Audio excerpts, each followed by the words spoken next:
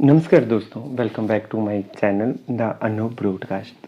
दोस्तों, पिछले कुछ समय से हम अपने इस चैनल के through 11th by part settlement की जो अभी पेंडिंग है उसके बारे में चर्चा कर रहे हैं। दोस्तों, इसी संबंध में नेक्स्ट क्या अपडेशन है उसके बारे में चर्चा करेंगे। इस वीडियो में हम मेन 4 मुद्दों पे बात करेंगे। मद्रास हाई कोर्ट केस की जो 22/10/2020 को हियरिंग हुई, उसमें क्या रिजल्ट निकला है उसमें उसके बारे में चर्चा करेंगे।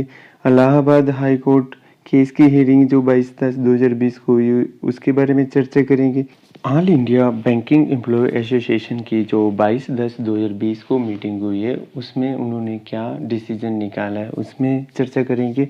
और लास्ट पॉइंट है हमारा वर्कमैन यूनियन वेज सेटलमेंट के बारे में भी हम इसमें डिस्कस करेंगे। सबसे पहले हम डिस्कस करते हैं मद्रास हाई कोर्ट केस की हियरिंग के बारे में। दोस्तों, हमने इससे पहले जाना था कि मद्रास में एक श्री एल एलेक्स हैं जो कि कैनरा बैंक के रिटायर्ड मैनेजर हैं। उन्होंने 18/10/2020 को एक रिट पिटीशन दायर की थी जिसमें उन्होंने कहा था कि जो 18/10/2020 को ज्वाइंट नोट साइन होना है वो साइन ना हो और उसके केस की हियरिंग पहले सुनी जाए।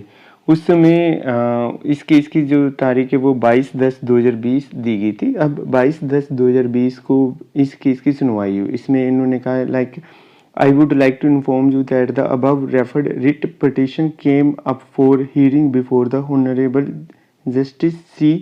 Saravanan, vacation judge, and the matter is adjourned to 28/10/2020. In the meantime, IBA has given an oral undertaking that the joint note will not be signed till 28/10/2020। इसका ये मीनिंग निकला कि जो इस केस की जो नेक्स्ट तारीख है वो 28/10/2020 मिल गई है और जो ज्वाइंट नोट साइन होने थे आईबीए ने वो भी इंफॉर्मेशन दे दी है कि जो ज्वाइंट नोट है वो 28/10/2020 तक वो साइन नहीं करेंगे। दोस्तों, एक इम्पोर्टेंट बात यहाँ पे मैं आपके साथ शेयर करना चाहता हूँ। जैसे कि जो हमें इंफॉर्मेशन मिली उसमें हमें ये पता लगा कि जो ज्वाइंट नोट साइन होने का जो एक आईबीए ने रीज़न बताया था कि वर्कमैन एसोसिएशन और ऑफिसर्स एसोसिएशन के बीच में स्पेशल पे अलाउंस पे सहमति नहीं बन रही, जिस वजह से 18/10/2020 को ज्वाइंट नोट साइन नहीं हुआ था। दोस्तों, एक रीज़न ये था और एक रीज़न ये जो मद्रास में हाई कोर्ट में केस चल रहा है, एक रीज़न ये भी है जिसकी वजह से ये जो ज्वाइंट नोट है 18/10/2020 को साइन नहीं हो पाया था। क्योंकि जो जिन्होंने ये केस किया है उनका कहना है कि जिस समय वो रिटायर हुए हैं, इनके श्री एल एलेक्स जी हैं, 31/1/2018 को श्री एल एलेक्स जी रिटायर हुए हैं। उनका कहना है कि जब ये रिटायर हुए हैं उससे पहले जी वेज सेटलमेंट का जो बाय पार्ट सेटलमेंट है वो 1 नवंबर 2017 से ड्यू है।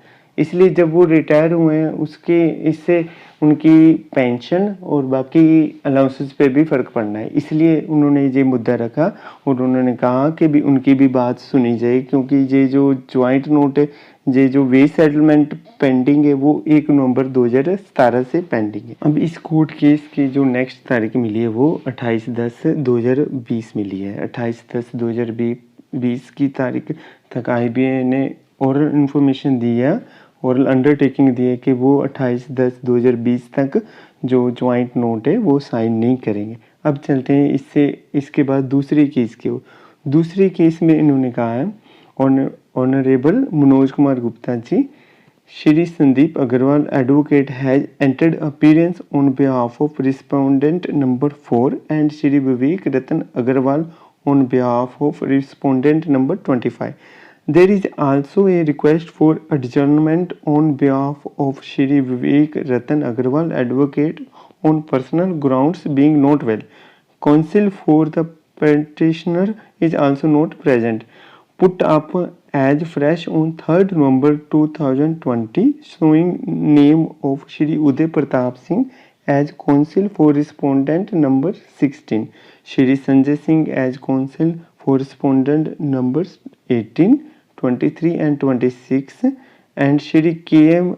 Asthana as counsel for respondent number 19। दोस्तों, इसमें इन्होंने कहा है कि जो वही बैंकर्स ने एक रिट पिटीशन दायर की हुई थी जिसमें उनकी कुछ डिमांड्स थी, जैसे लाइक जो वेज सेटलमेंट है वो सीपीसी दायरे के अंदर होना चाहिए, और लाइक जो अब बैंकर्स हैं उनको जो फैसिलिटी जो सेंट्रल गवर्नमेंट के एम्प्लॉय को फैसिलिटीज़ मिलती है वो सभी फैसिलिटीज़ बैंकर्स को भी मिलनी चाहिए।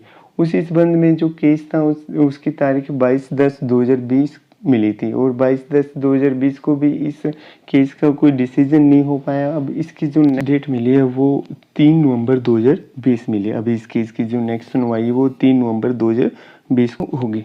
अब नेक्स्ट बात करते हैं AIBEA की जो सेंट्रल कमेटी की मीटिंग हुई थी 22/10/2020 को, उनका इस मीटिंग में क्या डिसीजन निकला।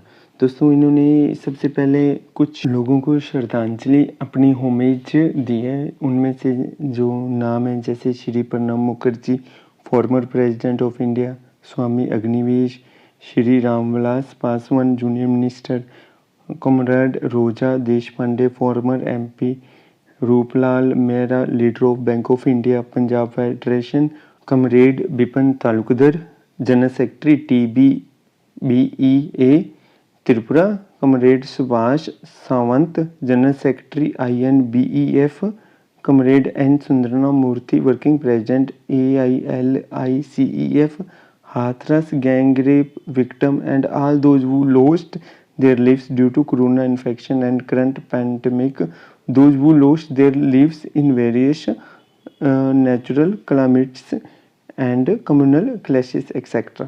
नेक्स्ट उनका जो पॉइंट है वो है वेज रिवीजन के रिगार्डिंग। तो उन्होंने कहा the current developments relating to negotiations with IBA after the signing of the memorandum of understanding on 22/7/2020 was reported in detail. The detail of negotiation held on 16/10/2020 and our stand on special allowance was also explained. The meeting took careful note of these developments. Details of discussion held with IBA so far on issues like improvement in family pension, updation, etc. were also reported to the committee. After discussion, the CC decided and authorized the office bearer to continue the discussions and expedite the settlement. इन्होंने लिखा है कि जी 26 नवंबर 2020 को एक all over India जो workman unions हैं वो एक स्ट्राइक करने का प्लान कर रहे हैं। यूनियंस के कुछ अपने इश्यूज हैं जिन पर जी स्ट्राइक के लिए कॉल कर रहे हैं, लाइक जैसे privatisation of banks, compulsory premature retirement of employees based on performance, scrapping of NPS, changes in labour law etcetera. उनका कहना है कि ये जो कुछ मुद्दे जिन पर गवर्नमेंट एग्री नहीं कर रही उसी संबंध में all India bank employee association की तरफ से 26 नवंबर 2020 को स्ट्राइक कॉल हो सकती है। तो दोस्तों ये थी कुछ इम्पोर्टेंट जानकारी 11th बाय पार्ट सेटलमेंट के बारे में जो 22/10/2020 को जो मीटिंग्स हुई उसके बारे में, और जो कोर्ट हियरिंग हुई थी उसके बारे में। कोर्ट हियरिंग और जो AIBEA के मीटिंग के बाद एक बात सामने आई है कि जो United form of women bankers ने जो रिट पिटीशन दाखिल की हुई है उससे जो जॉइंट नोट है उस पर कुछ ज़्यादा फ़र्क नहीं पड़ेगा, बिकॉज क्योंकि ये जो रिट पिटीशन दायर की हुई है ये इससे पहले भी की हुई थी, जो उसके बाद मेमोरेंडम ऑफ अंडरस्टैंडिंग जो है साइन हुआ था। और जो इम्पोर्टेंट एक बात और आई है सामने वो ये बात सामने आई है कि जो हमें पहले बताया गया था कि ऑफिसर्स एसोसिएशंस और वर्कमैन एसोसिएशन के बीच में स्पेशल पे अलाउंस पर सहमति नहीं हो पा रही, इसलिए ये जो जॉइंट नोट है साइन नहीं हुआ। इस रीज़न के साथ साथ एक रीज़न जो मद्रास हाई कोर्ट केस की हियरिंग है, एक ये रीज़न भी बताया गया है कि इस रीज़न की वजह से भी जो जॉइंट नोट है वो 18/10/2020 को साइन नहीं हो पाया। दोस्तों इसके बाद मैं एक अपना पर्सनल व्यू देना चाहूँगा कि इस समय जो सिचुएशन बन रही है कि 11th बाय पार्ट सेटलमेंट वो उसका जो जॉइंट नोट है वो साइन नहीं हो पा रहा है। तो इस समय जो बैंकर्स हैं, बैंकर्स को, बैंकिंग एसोसिएशन को थोड़ा सा फोर्स ज़रूर करना चाहिए कि वो इंडेफिनेट स्ट्राइक की कॉल करें। इंडेफिनेट कॉल की स्ट्राइक के बाद कि कुछ उम्मीद है कि जो जॉइंट नोट है वो बाय पार्ट सेटलमेंट का वो थोड़ा सा जल्दी साइन हो जाए। So thank you so much for watching my this video and keep in touch with me so that you can know more about 11th by part settlement. Thank you so much.